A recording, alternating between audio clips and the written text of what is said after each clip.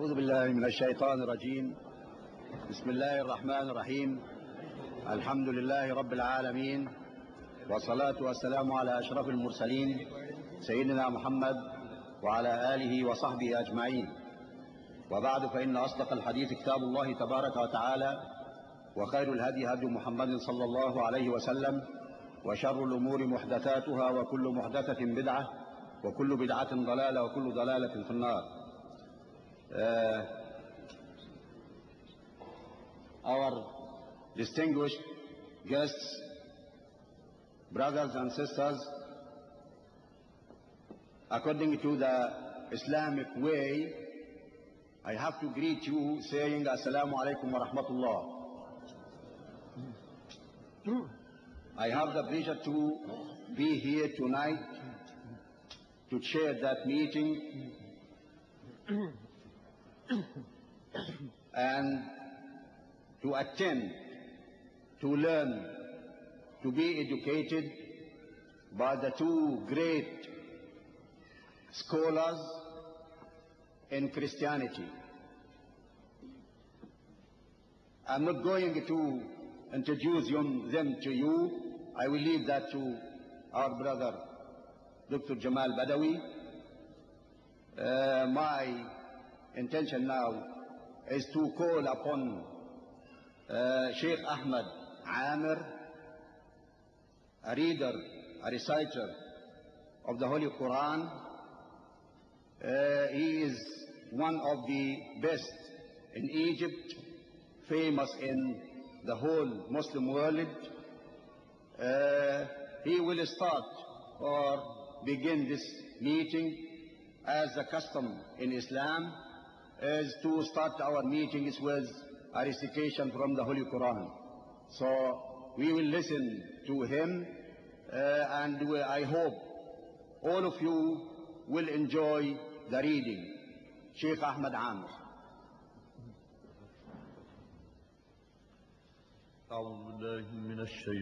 I seek refuge with Allah from the accursed devil.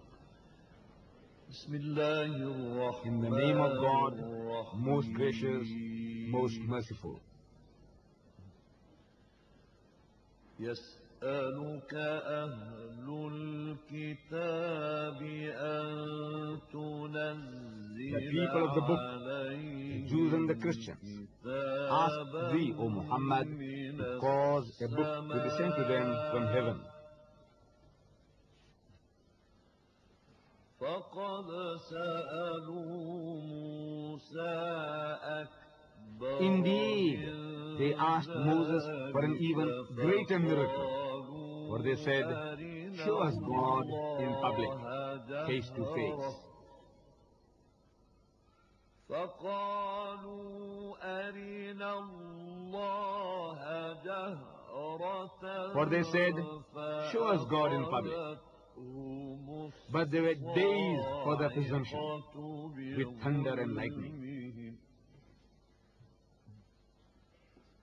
ثم اتخذوا العجل من بعد ما جاءت. Yet they worshipped the calf, the golden calf, even after clear signs had come to them. Even so, we forgave them. فعفونا عن ذلك وآتينا. Even so, we forgave them and gave Moses manifest proofs of authority.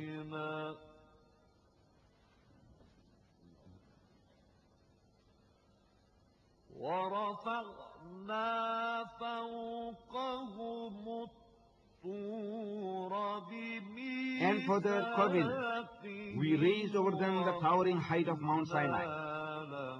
And on another occasion, we said, enter the gate in humility. وقلنا لهم ادخلوا الباب سجدا. We said, enter the gate with humility. And once again, we commanded them, transgress not in the matter of the Sabbath. وقلنا لهم لا تعدوا في السبت وأخذنا We commanded them, transgress not in the matter of the Sabbath. And we took from them a solemn covenant.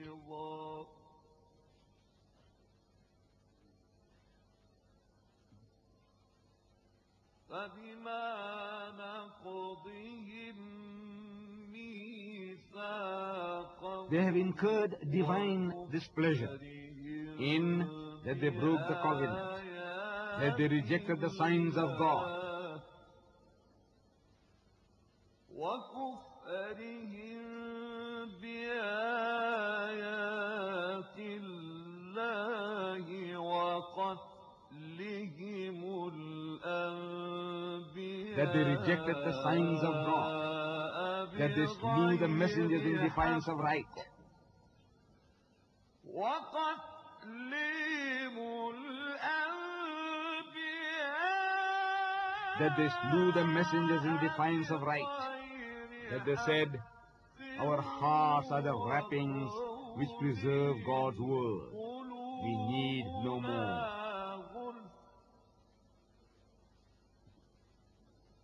بل طبع الله عليها بكفرهم Nay, God had set the seal on their hearts for their blasphemy.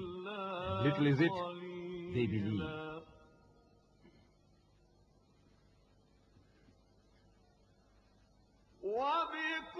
وبكفرهم وقولهم على That they rejected faith, that they uttered against Mary a grave false charge.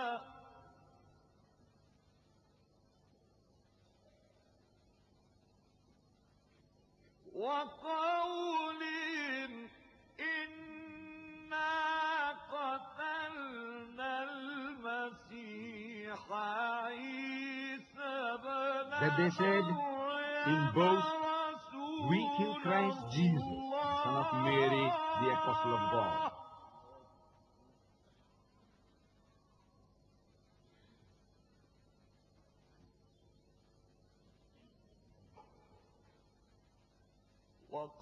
وقولهم إنا قتلنا المسيح عيسى That they said in boast, we killed Christ Jesus, the son of Mary, the apostle of God.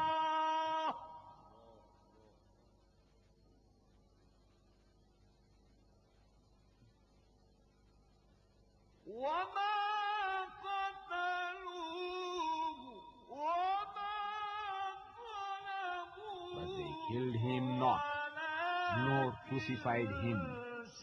But so it was made to appear to them.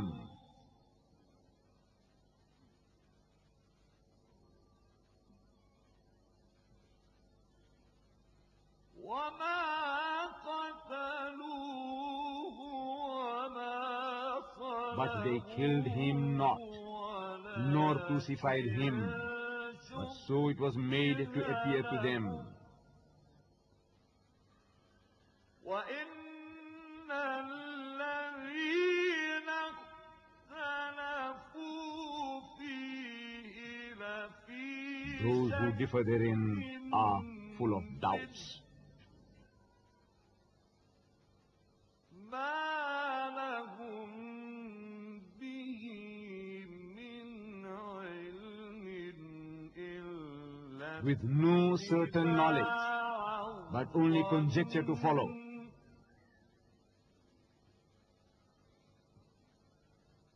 وما قتلوه For of a surety, they killed him not. بل رفعه الله Nay, God raised him up to himself.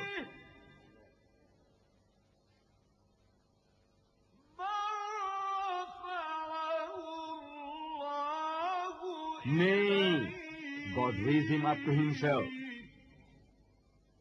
and God is exalted in power, wise. Holy Quran, chapter 4, verses 153 to 158. Verily, Allah, the exalted in might, the wise, has spoken the truth. صدق الله العظيم. Brothers and sisters, let me say a few words to acquaint you with the debate. Is it of a recent time, or it goes back to the history? In the early history of Islam, there is something that happened like that. If it is not a debate between two scholars, it was in literature. It started in the Abbasid time, the Abbasid Caliphate. Some of our brothers, the Christian, the monk, wrote something in a form of a question and answer, saying, teaching the Christians how to answer the Muslims and how to put question to them. Someone took that up. For example, Al-Ghazali took that up and wrote something about Christianity. It was an essay, a small paper written about refuting the questions of the missionaries and the monks, or replying them. Someone after Al-Ghazali took it in a large way, in extensive studies. We can read, for example, Al-Milal wal-Nahal, written by Ibn Hazm. He spoke, or he discussed this matter in a full length, and intellectually it is so difficult for us, unless we are scholars in Christianity, it is difficult, because Ibn Hazm tried his best to philosophize the matter and put it in a rational base. Also, Ibn Taymiyyah took the matter up and spoke about Christianity, refuting or answering the questions put by the monks and the missionaries. He has a book by name Al-Jawab al-Sahih liman baddala Deen al-Masih, the right answer for those who altered the Christian religion, and so on. Up in our time even, Sheikh Rahmatullah al-Hindi met the missionaries in India, and he stood against the tide of missionaries, and he has a book by name Izhar al-Haq, which is considered as a source, the main source for us now to debate or to know something about Christianity. I know that a lot of literature was written about this subject, but we didn't attend. When we read that, it is something rational things and so and so. But to attend, it is myself. If I say so, it is myself. I never attend a debate between two gigantic people, scholars in Christianity, to debate with each other. I know that we are not here to score points or to try to convert each other, but we want to present Islam in a right form.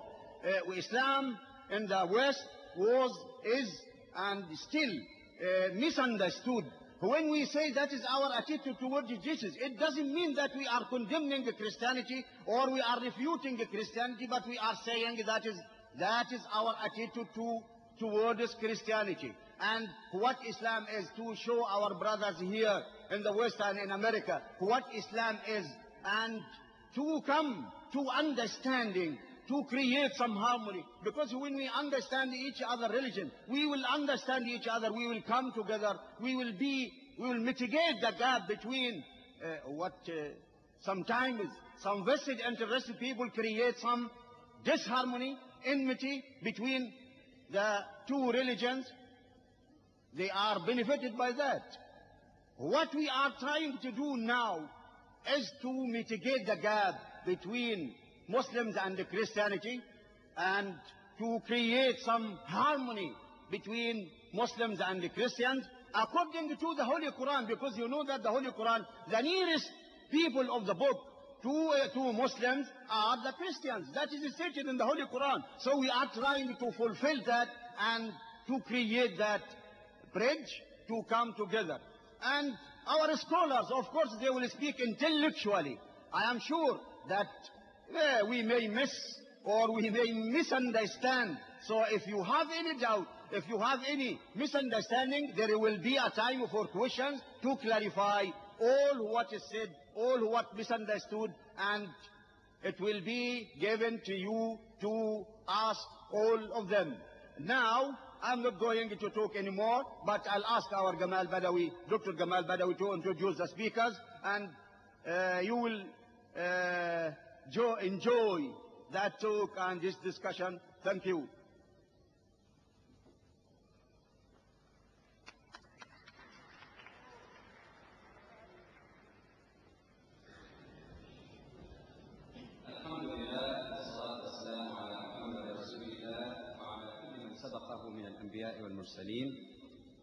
All grace is due to Allah, Creator and Cherisher of the universe, and may His peace and blessing be upon Prophet Muhammad, peace be upon him, and upon all prophets who preceded him in history. I greet you with the Islamic greeting, Assalamu alaikum wa rahmatullahi wa barakatuh, which means, may the peace and blessing of Allah, the Creator, be upon you all. It is indeed a welcome opportunity that we meet together this evening in order to hear a Christian perspective and a Muslim perspective about the topic, was Jesus, peace be upon him, crucified?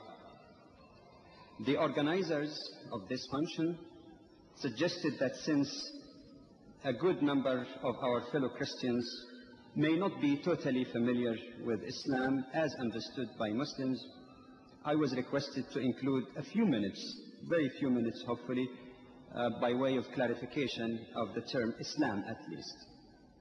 The term Islam comes from an Arabic root which denotes peace and submission.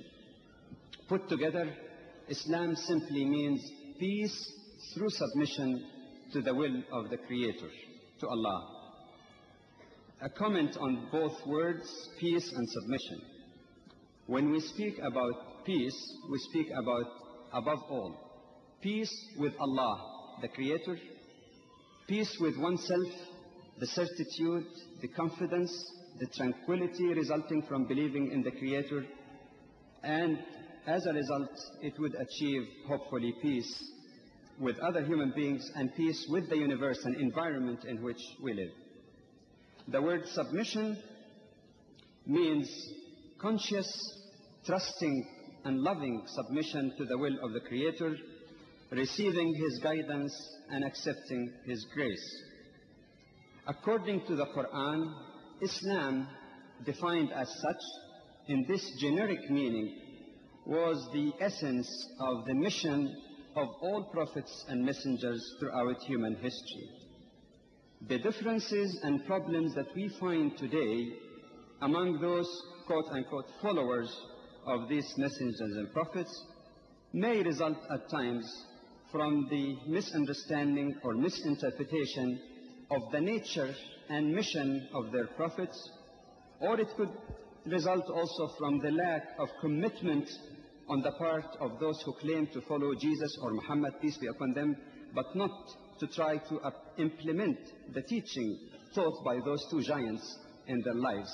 And as such, we can never evaluate a religion or faith by the action of those who claim to belong to it, but rather to evaluate those who claim to belong to any faith according to the standards of that faith, according to the authentic teaching by the great prophets of those ways of life, or faith, I should say. Among many of the prophets who are mentioned in the Quran, 5 are singled out as the greatest. They are called in the Quran Ulul Azm, the greatest, and those with great perseverance and determination. And these include Prophet Noah, Abraham, Moses, Jesus, and Muhammad. May the peace and blessing of Allah be upon them all. Indeed, a prerequisite for a Muslim to be a Muslim is to believe in, respect, and love all of these prophets who are regarded as brothers in the path of Allah, in the path of obedience and commitment of our entire life to His will. And as Jesus, peace be upon him, is mentioned as one of the greatest five, it might be suitable to make a comment here that his name and his mission and various aspects about him appear in numerous surahs, quote-unquote chapter, in the Quran.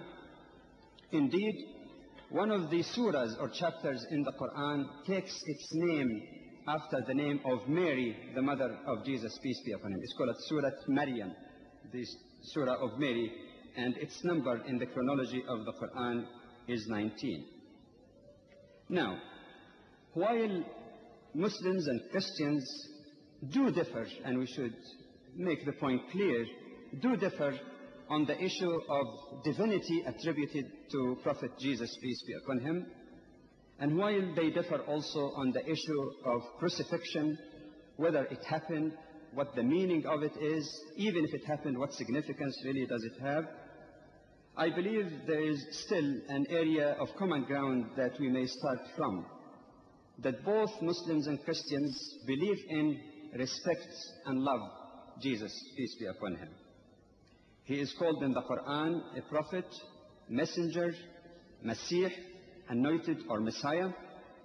He is described in a very tender way, especially in this surah number 19, as one who is blessed in this life and the hereafter, and among those who are nearest to Allah, the Creator. I hope that while we all understand that interreligious understanding and dialogues might involve varying degrees of emotions, I do hope, however, that all of us here, belonging to Islam, Christianity, or other ways of life for that matter, approach tonight's evening with a loving atmosphere and with an open heart and open mind.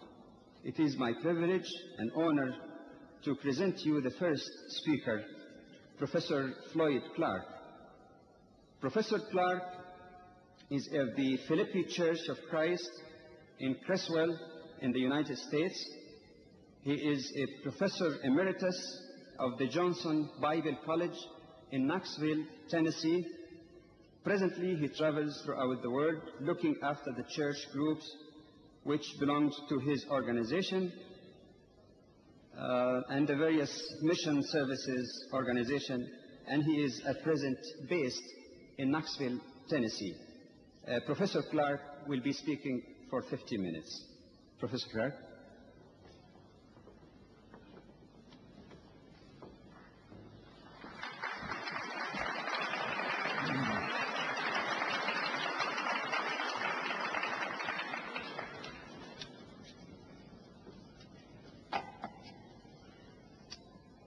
Mr. Moderator, my good friend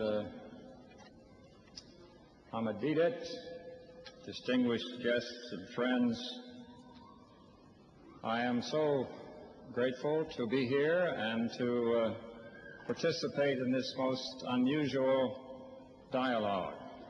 First, may I introduce to you some of my people. First of all, my wife Clara down here in front, Clara Clark.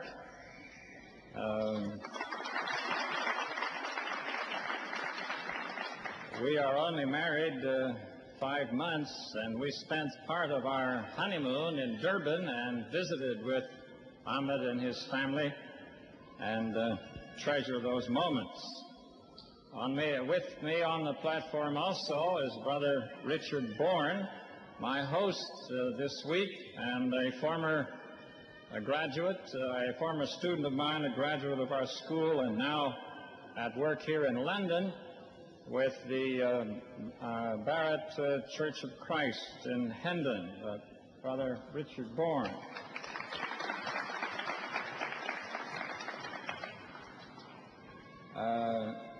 Somewhere around here is the fellow that got this all started back in 1962. One of my other students was at work in South Africa and succeeded in getting Brother DEEDAT to agree to a public discussion over some of the things which he had said. And thus this man got launched into a ministry that has carried him worldwide. Al Hamilton himself has been involved in mission work all the way from South Africa to Papua New Guinea, and he and his wife are here somewhere. Annette? He's lost as usual. Okay, Al. So delighted to have Al with us. When this came up, I said, you got me into this, you got to be here tonight. Other members and friends, we have Dr. Wiedemann and his family. Dr. Wiedemann is not only a former student, but a fellow professor at Johnson Bible College, now dean at Lincoln Christian College in Lincoln, Illinois, and here for a summer term teaching in our college here in the United Kingdom. May we go to the Lord in prayer, please. Dear Lord, I thank you so much for the tone that has already been set in this meeting and for the earnest words of these who have spoken to the situation. And Lord, I'm grateful that others beside myself are interested in building bridges between these people that are so numerous of these two great faiths. And we pray tonight that we shall be able to communicate and to share, and that no one will go home this evening without having been profited by these discussions. May your grace attend us, for we pray in the name of our Lord and for his sake. Amen. My preparation for this discussion, as I've already intimated, started many years ago when Al succeeded in getting Brother Ahmed to agree to a public discussion. He wrote me and said, you're going to have to come down and engage in this discussion. And I made preparations to do so, and they were held in South Africa in 1963, one in the City Hall in Johannesburg and one in the City Hall in Durban. But by the time those discussions came around, I was hindered by responsibilities at Johnson Bible College, and I sent my colleague, Dr. Cyril Simpkins, and he reported to us later that he had a very respectful hearing from all of the people on both occasions. I was not able personally to meet Ahmed and exchange views with him until 2 years ago, when I was able to visit Durban, and he invited me out to his home, and we spent some 14 hours in rather vigorous and often loud discussions. I then was able this past March and April to return to Durban, and my wife and I were on 3 different occasions entertained in the DEEDAT home, and my wife enjoyed the hospitality of Mrs. DEEDAT as well. I want everyone to understand that I do not come here to engage in some sort of contest to ridicule my friend or make problems for him. I do not come as an enemy, but as a friend, and I value his friendship very highly.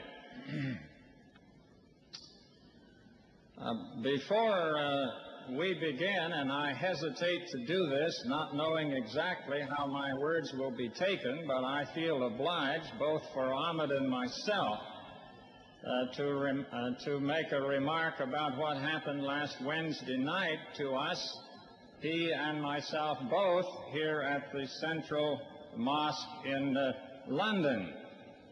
I think you were very unkind to my friend, because you gave him an assignment he said he had never had opportunity to prepare to do, and when he attempted to speak to the subject and then turn to other matters, somebody sent a note to him while he was still speaking to get back to the subject.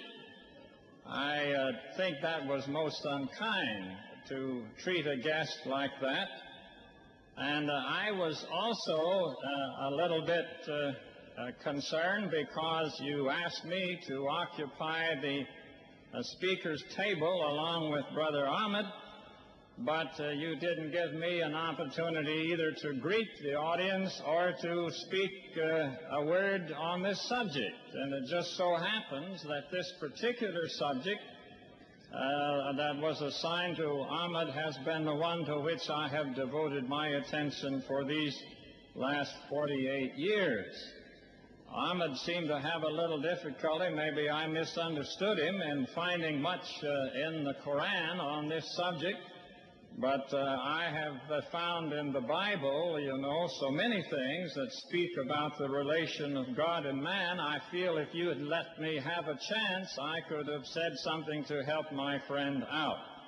Please don't do me that way again, and I'll appreciate it. The subject, as you have already heard and know, for this assignment to which we are each speaking was Jesus Christ crucified? And in order to answer that question, I think we understand we'll have to ask at least two more questions. First of all, what is crucifixion? What does it mean when it says Jesus was crucified? And secondly, what or who is this person called Jesus Christ, of whom we are discussing this evening? The practice of crucifixion is defined in Webster's New World Dictionary as the execution by nailing or binding a person to a cross and then leaving this person to die of exposure. In the case of Jesus, the gospel record is clear. He was not just fastened, he was nailed both through his hands and his feet. The Romans, I'm sure you understand, are the ones who perfected this particular form of execution in order to terrorize the slaves of the Roman world upon whom they depended for all of their works. The Romans had traveled across the world with this terrifying war machine of theirs that trampled over all the nations of the world and reduced most men to slavery. The record indicates that in Jesus' time, 9 out of 10 men in the Roman world were slaves. And the historians in Rome record the fact that Rome lived in daily fear of a slave uprising. With so many slaves, and some of them far more intelligent than their masters and better educated, these people were constantly threatened by the fact that the slaves might revolt. And so they began almost a universal practice of taking slaves and making object lessons of them by crucifying them in prominent places where all could be in fear.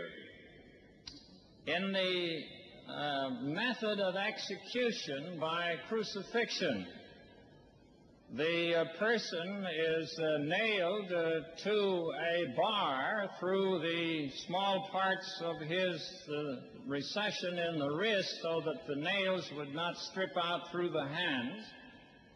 And this bar to which he is nailed is then raised up and dropped onto a post. And this post probably already in place, as the Romans practiced execution by crucifixion everywhere. And then the person's feet were pulled up against the wood of the post and one nail driven through the ankles of each foot into the wood, but fixing him in a crouching position where there could be some movement up and down on the cross and the person would not then immediately die of suffocation. For death on the cross ultimately ended in suffocation when the body weakened by the loss of blood and the excruciating pain and the exposure would get ultimately so weak that the person could no longer force the body up and release the air that was trapped in the lungs and then get another breath of air. In the case of folk like Jesus, where they apparently were interested in hastening the death of the person crucified, the Romans would whip the victim before the time of the crucifixion. And these terrible whips that they used would cut the back and open up the blood vessels in the individual and weaken him and hasten his death. And as you know, Jesus was whipped before he was crucified. Of course, if the Romans at any one time wanted to end the life of a person, it was easily done. Whenever they were prepared for the person to die, they could just go and break his legs, and then he could no longer push himself up and get the air, and in a few moments he would be suffocated to death. In the case of Jesus, it is quite clear that when they crucified him, they flogged him, and then they nailed him to the cross, and then for these 6 hours he was fastened there to the cross by the nails. The second part of the question tonight has to do with, now, who is this Jesus Christ who was crucified? We have already heard that he is one of the prophets, and one to be revered. We certainly concur in that statement already made this evening. Let's look, however, in more detail as to what the Bible has to say about this one called Jesus the Christ. The Gospel says that Jesus was born of a virgin, that he was a mighty worker of miracles, that he was a great teacher and prophet. And as you've already heard, and my friend Ahmed had already told me, I understand the Quran does teach you that you are to believe such things about Jesus called the Christ. But there is more in the Scripture about him. Mary was told to call him Yeshua, or in the English, Jesus, a transliteration of the Hebrew word, which in the verb form means to save. And Mary was told by the angel to name him Savior, for the angel said he would save his people from their sins. Now, the word Christ comes not from the Hebrew, but from the Greek, as Greek was the common language of the day, and it is the language in which the New Testament scriptures are written. The word Christ means anointed, and when Jesus asked his apostles whom they thought him to be, Peter responded by saying, "You are the Christ." This word signifies someone who has been put in a place of authority and anointed as the installation process to that office. The Jews of Old Testament times anointed prophets and priests and kings before they were installed in office. And when Peter says then of Jesus that he is the Christ, he has to mean at least that in Peter's mind he is the prophet, he is the priest, he is the king. In John 8:46, when the temple authorities were sent to arrest Jesus, and they returned without him, the priest wanted to know why, and they said, "Never man so spake as this man speaks." His enemies recognized that certainly Jesus was a prophet and speaking with great power. Jesus himself said of his own speech, "The words that I speak unto you, they are spirit and they are life." As to his being priest, we are told in the Hebrew letter that Jesus was made a high priest according to the order of Melchizedek.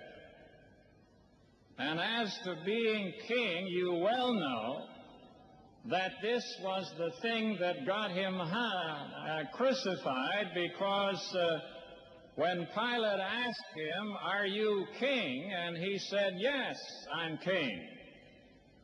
And when he was crucified, Pilate had written in the three languages of the people, "The King of the Jews." So his enemies and the authorities recognized that Jesus was claiming to be some kind of king. And so when we ask, who is this Jesus Christ, we have to think in terms of him as a prophet, as a high priest, and as a king. When Jesus was baptized by John in the Jordan, the Spirit, it says, drove him into the wilderness to be tempted by the devil. And some 40 days later, when he returned, John, the man who had immersed him, pointed him out and said, "Behold the Lamb of God." And that term has to mean something to the Muslim people as you consider the necessity of a sacrifice among your own people. John said, "Behold the Lamb of God, which taketh away the sin of the world." But we cannot understand Jesus apart from his mission which he came to fulfill. And we will need to take a look at his times if we're to understand that. The leaders of the world at the beginning of the Christian era were for the most part skeptical about God. If there was a God, he was not interested in man, especially the poor man. The only help that any man could expect was that which he found at the end of each of his wrists. His own hand or his own head would have to help him, no one else would. The world's philosophers had searched for centuries for meaning to life and had come up with nothing better than to eat and drink, for tomorrow we die. Or the most common practice leading to suicide, which said, "Don't worry about anything because every vein in the body is a way out." All the while, the God of heaven has been revealing himself to the world by the things which he had made. Anywhere a man chose to look, he could find evidence of God's supreme power and intelligence. But men refused to recognize God or give him credit. Rather, they chose to believe that the demons in rocks and trees had power over the universe.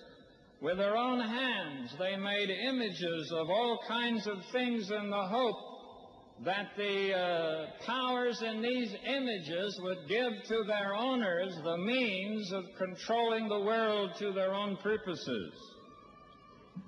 Since man rejected the knowledge of the God of heaven, God withdrew the light of reason from these people, and men became creatures enslaved to vile passions, interested only in working something shameful and disgraceful to their own bodies. To such a world, in the reign of the Roman Caesar Tiberius, Jesus came preaching. Now 30 years of age, Jesus came to his home province of Galilee, preaching in the Hebrew synagogues and declaring to all who would listen that the kingdom of God had arrived and men should now repent and believe the gospel. The gospel, as defined by the Bible, is the good news that God does not want any person to be lost, but for all to come to the knowledge of the truth. And that God loved man. He did not hate man, but God loved man. And so he was going to provide a way for man to be rescued from his own destruction. If this was going to happen, men, however, were going to have to change their mind, because they were possessed with this idea that there was no deity really in charge but the devils themselves. And they had to placate those devils somehow if they would survive in this world. And so Jesus had to demonstrate, not just by word, but by his life, that God is still in charge, God is still in control, and God intends that man have the power to overcome Satan and be the victor in this world and in this life. Now, to do that, of course, he had to counter the lies of the wise people of the day and tell men the truth, even as we have that problem today. And surely we can join in that effort to convince the world of our time that this world did not just happen, it just did not come by some sort of easy process, but that God is the creator and sustainer of our universe, and to him we will all one day give an account. John says in the preface of his gospel, grace and truth came into being, arrived for the first time by Jesus Christ. Those are important statements. Up until Jesus came, nobody gave anybody favor. It was thought to be cowardice. It was thought to be almost criminal to be kind or forgiving to anyone. It was a case of every man for himself and the devil take the hindmost. But Jesus came to explain about God's grace and to show how that grace could redeem man from the miseries into which he had fallen. But of course he had to tell the truth about God and his world and about man and all the things that he was needing. To gain attention, he had to demonstrate that he himself had the power of God. And so, as you know and as you believe, he performed all sorts of miracles that still has the world talking. He multiplied, for instance, the boys' lunch and fed 5,000 men, besides women and children. He stilled the storm by command, and the wind stopped and the waves were quieted. He healed the sick. It didn't matter how badly sick. He restored lepers to health. He gave sight to the blind, hearing to the deaf, raised the dead, and all these things. He was trying to tell us that God is good. He's not bad. He's not a devil of some kind interested in destroying us all. God is good. And God is wanting to prepare a good world for us, not only here, but in the world to come. On one occasion, as you may know if you've read the Gospel, Jesus brought a man back to life who had been dead 4 days.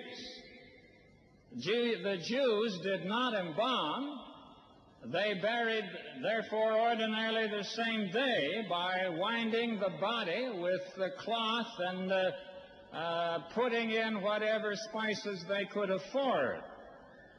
On the occasion that we read in John 11 about this work of Christ, Jesus' friends, Mary and Martha, had sent word to him that his friend Lazarus, their brother, was sick. But the servants could not locate Jesus right away, and by the time he arrived, Lazarus was in the tomb 4 days already. Jesus asked the girls to take him out to the burial place, and they did, with many of the townspeople following. At the tomb site, he asked the sisters to have the stone removed, and they objected, saying, he's dead already, there will be bad odor. But Jesus insisted, and they moved the stone. Then, standing there with the odors coming out of the dead body from within, Jesus spoke first to his heavenly Father, saying, Father, I know that you hear me at all times, but because of the people standing here, I say this, that they may believe that you have sent me. And then, kneeling down, no doubt, and shouting into the door of the tomb, he said, Lazarus, outside here! And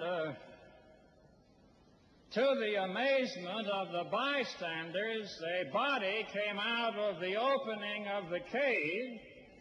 An unseen hand set that man on his feet, and Jesus said to the sisters, loose him and let him go. Parable for our times. I wonder if Jesus isn't asking a lot of us to loose a lot of people and let them go that Satan has bound in all sorts of things. The one, however, who could do this could still not convince his enemies he had the right to such powers. And, of course, that is still true today.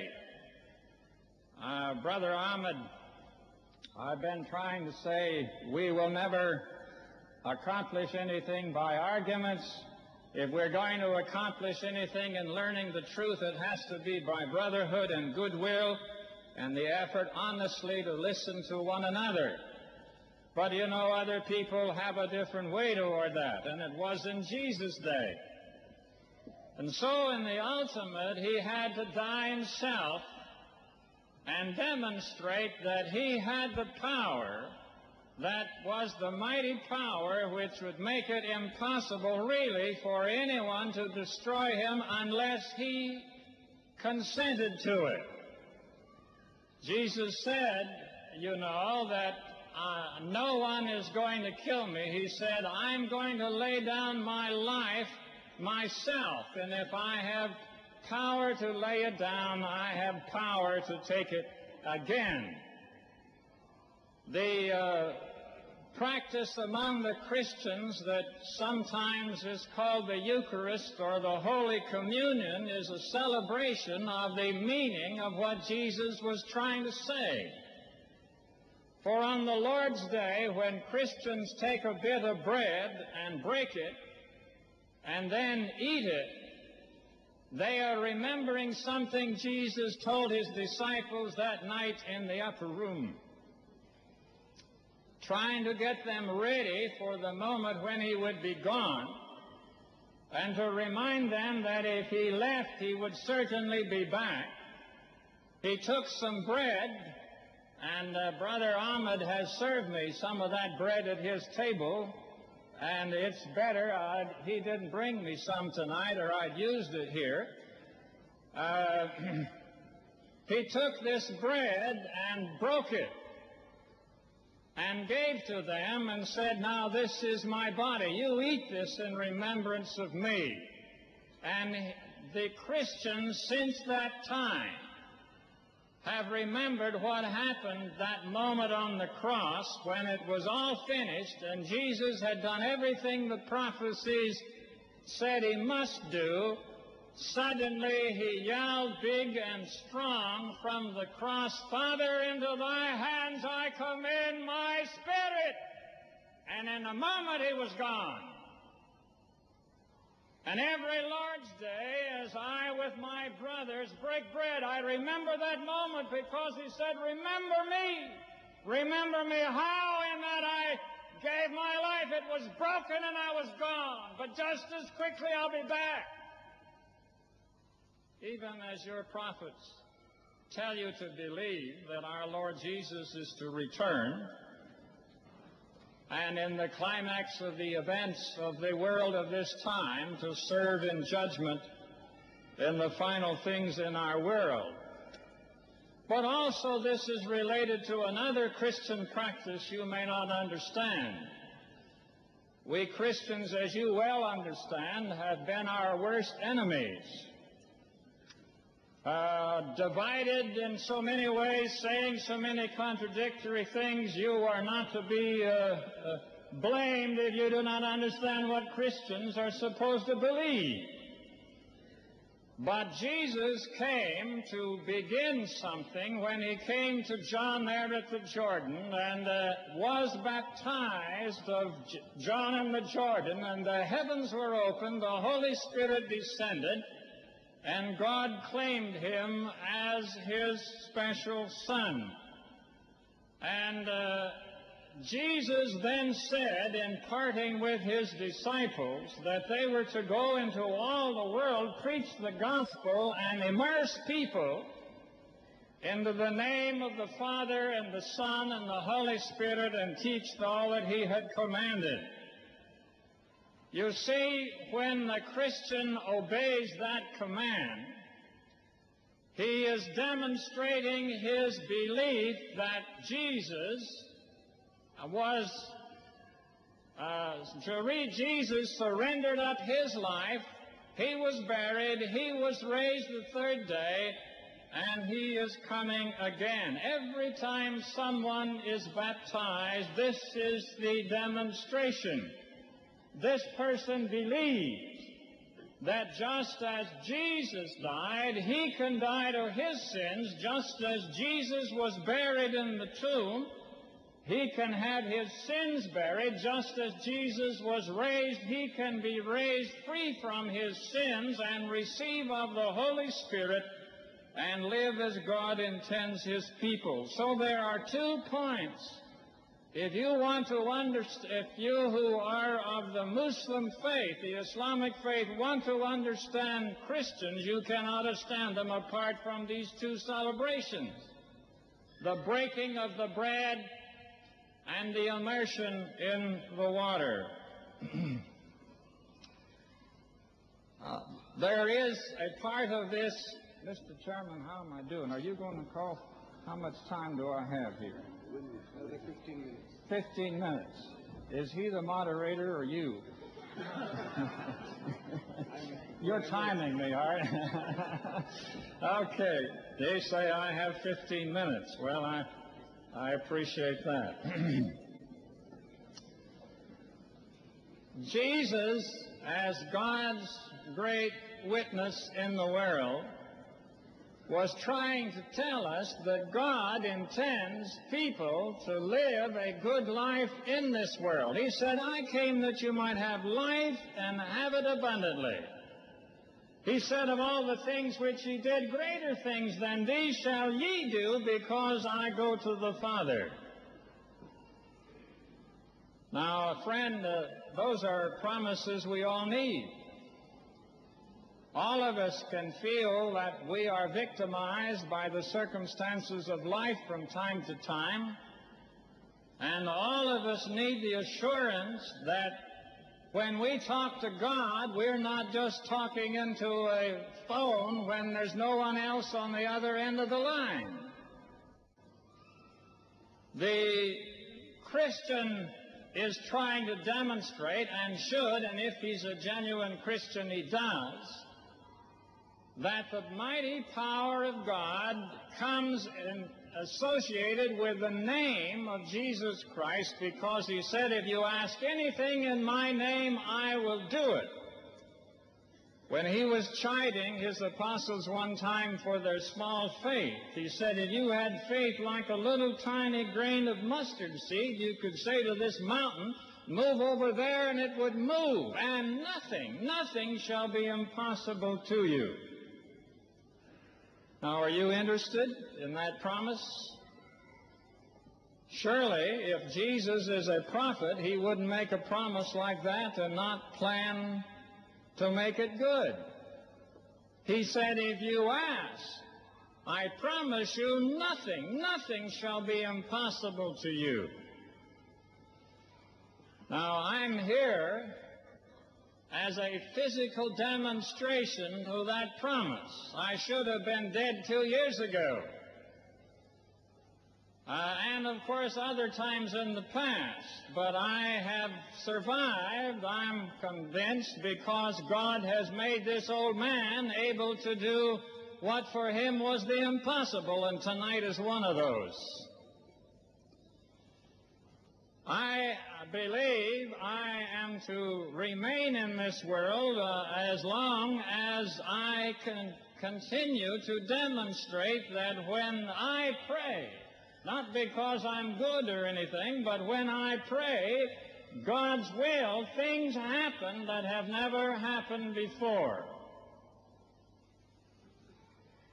Now, friends, we've got lots of miseries in our world that God wants to do something about. But God's answer to every problem in the world has always been someone who would believe him. Maybe I had time to tell the story of Moses, and I like this part of that story. Moses is one of your prophets as well as ours. You remember the time when Moses was trying to lead the people out of Egypt, and God was directing the way through the pillar of fire by night and the cloud by day, and they got trapped down there along the Suez, along the Red Sea, between the mountains and the sea, and Pharaoh's army pursuing. It looked like they were all boxed in, and Moses, in desperation, fell down and cried out to the Lord, why were there no good places in Egypt for us to die? Did you have to bring us out here into this miserable place? And God said to Moses, get up. Get your people out. Tell them to move out. And he said, you take that stick you have in your hand and you go down there to that water and divide the water. In the Greek translation of that Hebrew scripture, translated some 200 years before the time of Christ, the word says rip or tear. I like that picture. God commands that old 80-year-old man. You feel like you're 80 tonight, Ahmed? He looks a little tired. You haven't treated him well this week. Please let him live a little longer. Be kind to him. I relate a little bit to this old man, 80 years old, with all this responsibility, and he's telling him, take your stick and go down there and tear up that water. And he did it. He shouted to the people, come on, move out, move out, move out, move out. And he went down there and he took his stick and he wailed at that water, and the water ran away from him and piled up on both sides, and the people went through on dry land. I've been in Africa recently trying to tell our African people, God doesn't have to have millions and millions and millions of dollars to do something for you. When you're prepared to put to use what stick or whatever it is that is in your hand, God can make you change your world. And that's what our Lord came to do. It is with reason that history divides before Christ and after Christ, because he started something that has made possible influences that have completely altered the world and brought joy and happiness and peace such as we could never imagine.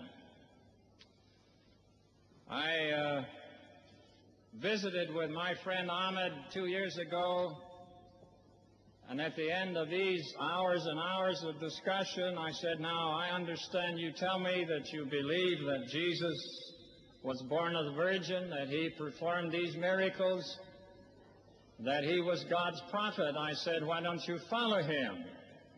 And Ahmed said, I do. And I said, no, you don't really. For Jesus said, he that believeth and is baptized shall be saved, and you have not been baptized. I hope I can see the day when you and he can understand that you, people from the Muslim faith, can obey Jesus Christ. Not to join the confusion in the denominational world, but to have all the truth that Jesus has for you. If in spite of all the problems that have been raised, you can understand that you can believe our Lord, and he wants to lead you. I understand that you men 34 times a day, I believe it is, say in the midst of your prayers to God, show us the straight path.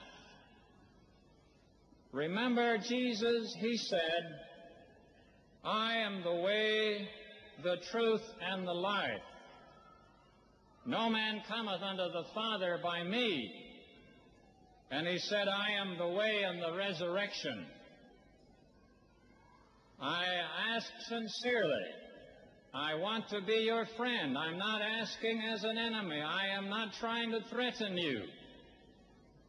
I am asking you to weigh these words and understand that Jesus wants to direct your path.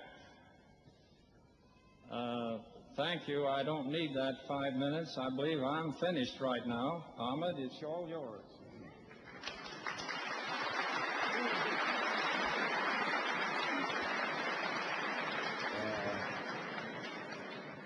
Thank you, Dr. Clark. But I have one word to say. When we were in the Islamic Culture Center, we have no idea whatsoever that Dr. Clark will be there.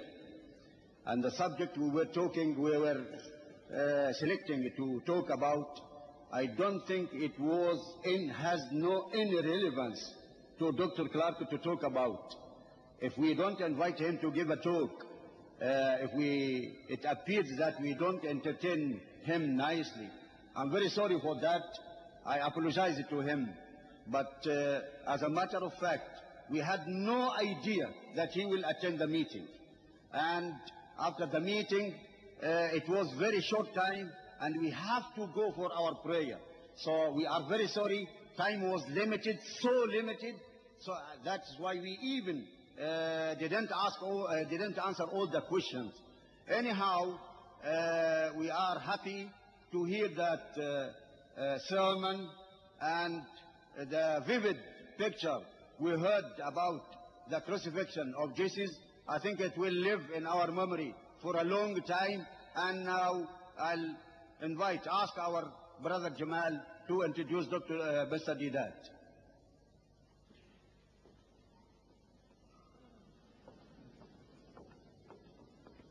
Assalamu alaikum.